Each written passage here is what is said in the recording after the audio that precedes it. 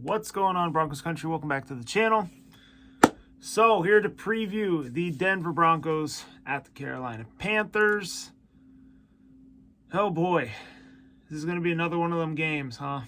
Another one of them low-scoring, ugly games is just what's in the cards here. I mean, we're 3-7 going against the 3-8 Panthers.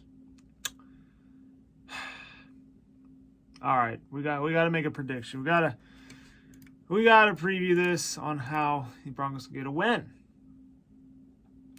Anywho, it is so crazy how far both of these teams have come.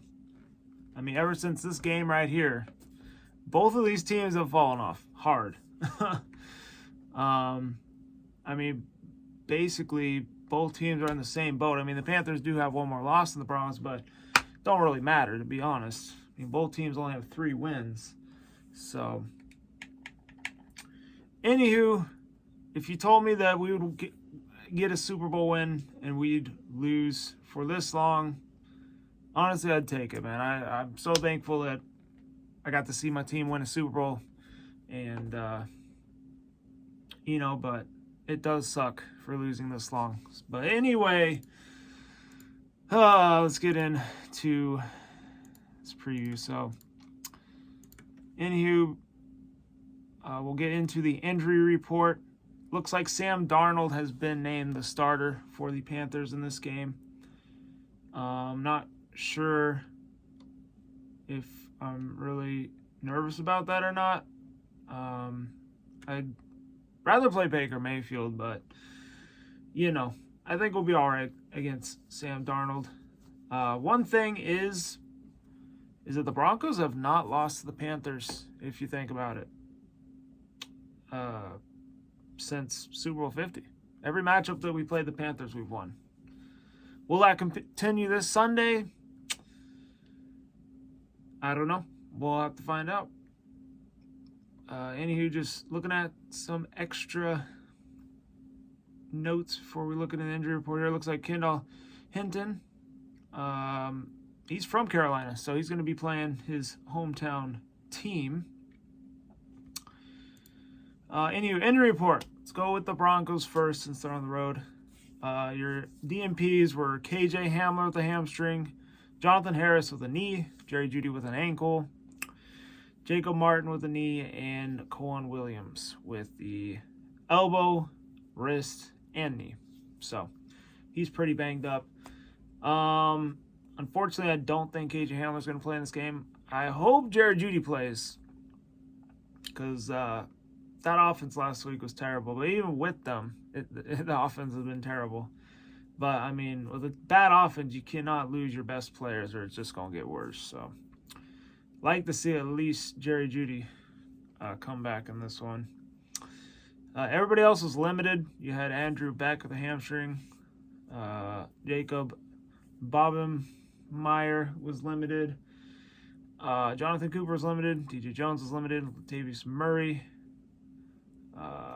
limited with a wrist. Let's see, Mike Purcell, ankle limited, and then Justin Simmons with the knee limited as well. For the Panthers, they have a lot of DNPs.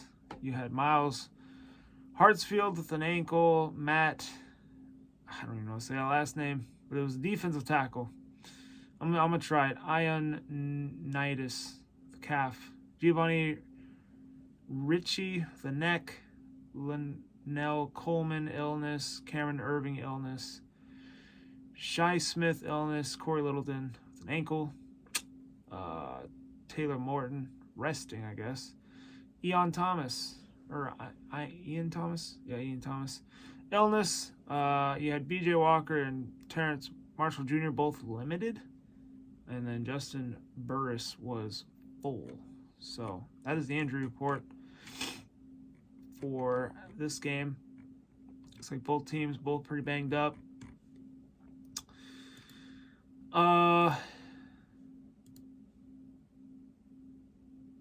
One thing that I did not make a video about when it happened was Melvin Gordon getting released. So just one more round of applause. I'm sorry, but he just he was costing us games, and I think the Broncos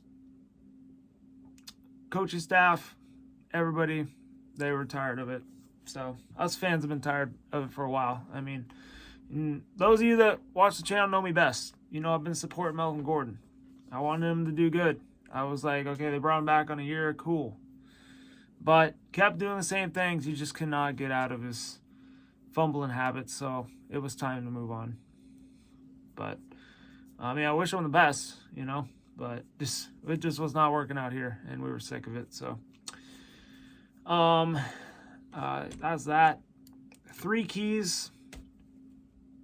I think the number one key for the Broncos in this game, they're going to have to get the run game going. I know with Javonte Williams going down for the season, that's when I knew that we weren't going to have a run game this year. The run game just sucks. And you can tell that the offense, I mean, I felt like the offense before Javonte Williams got hurt was actually kind of trending in the right direction, you know. They actually scored freaking over 20 points when he was playing. And then he got hurt against the Raiders, and, you know, then just the offense went back to – it just went downhill. But, yeah, honestly, thought it was getting better. And then the injuries started happening, and it got worse. Now it's just stagnant and just one-dimensional and all the above. So, no Melvin Gordon, though, so you don't got to worry about fumbling in this game. Like, it's not a given. You can still, you know, one of the guys that got out there might possibly fumble, but it's not given. Whenever Melvin Gordon plays, you know that it's going to happen at least once. So, yeah, I hope that Latavius Murray and I believe Marlon Mack is going to be the backup in this game. Return to the Mack.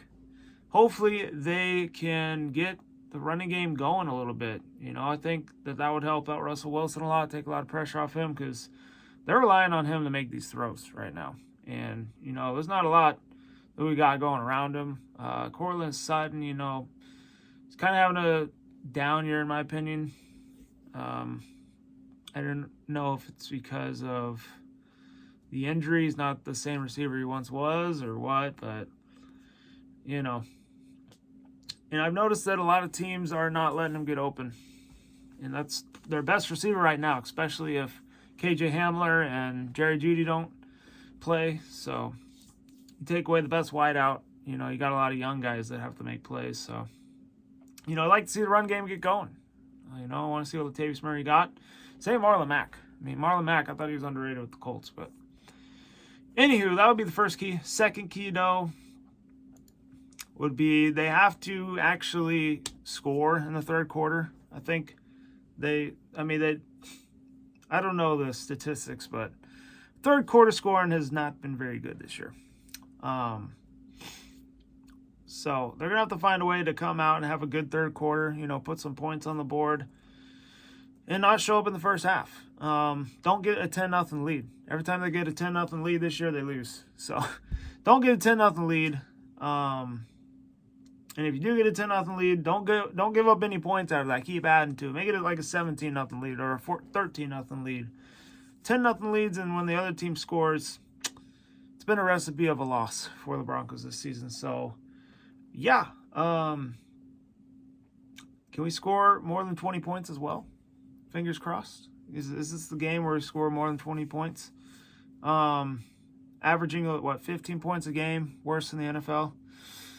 So, yeah, it's a tale, two tales, you know. You got the defense, number one scoring in the league, and then the offense, worst scoring offense in the league. So, I don't know. Something has to give. But, yeah, I don't really expect much. I think that a lot of this is going to be what we've been seeing past couple weeks. I mean, it's against the Panthers, but still, you know, couldn't score more than 20 points against the Raiders. So, I don't know. It will be interesting for sure. But that would be second key for me. Third key, always say this. It's got to be the turnovers. I got to control the turnover battle here. Without Melvin Gordon, I feel confident they'll be able to achieve this key. That did not happen against the Raiders. I think when he fumbled against them, it really turned the tide. And yeah, it seems like that he's done that a lot, where he's fumbled and it's turned the tide and they end up losing the game. When they probably should have went on the win. But, you know, no more Melvin Gordon. Woo! So, like I said, it could still happen. They could still have a turnover or turnovers. But we don't have to count on a turnover happening now. Anyway, those are the 3 keys. Prediction for this game. It's kind of crazy. The past previous, I have not really made any predictions. In this game, I'm just going to go with preseason predictions still. Even though it's not looking good for the Broncos, I do have the Broncos win this game. I'm going to take them 23. We're going to score over 20 points in this game. Might as well. I have nothing to lose, okay? We have nothing to lose. So, I'm going to do it 23-20. They get a win by a field goal. But yes, another 1-score game, just like it's been all season. 1-score games. Anywho, it's going to do it. Before we sign off here, this is a early game. This is one of the first games in the morning. So set your alarm clocks. It's hearing that if Nathaniel Hackett, they were to move on from him during the season or after the season, got some potential coaching candidates. Dan Quinn was one. Who else? I know Evan Nero, the defensive coordinator, was one. Frank Reich, he's another. That's really all the guys that I can think of that I remember hearing about. But yeah, my opinion of them, I don't really want to get into it that much, but where's Sean Payton? Okay, that's who I want. Sean Payton and Russell Wilson, I think that would be a great combo. But you'd have to give up a first-round pick to get him. They'd probably have to give up that first-round pick that they got from Miami for Chubb, and they might have to give up even more. So I don't know if they're really wanting to do that, but, you know, maybe they need to get a veteran head coach. They've gotten a bunch of first-time head coaches these past few coaching scenarios, and they just have not worked out. So maybe they just need to go the veteran route, get someone like that that actually has head coaching experience. No more of these first-time head coaches because they're not working out. But anyway, probably talk more about that during the offseason. Right now, got to gain the win on Sunday. You know, trying to keep positive. I mean, best we could do is 10-7 now. That might be good for a wild card, but I don't even know why I'm saying that. I mean, we're 0-3 in the division. It's pretty hard to be positive, but, you know, we can't really tank, you know. We don't have a first-round pick that we control. So, every time we lose, we help out Seattle, basically. So, it's a tough situation. But, let's just get a win. Anyway, hope y'all enjoyed the vid. Hit the like button, subscribe if you're new. Other than that, stay safe, be good. Go Broncos. And see what happens Sunday. Just prepare for heartbreak. But anyway, hope y'all enjoyed. Peace out.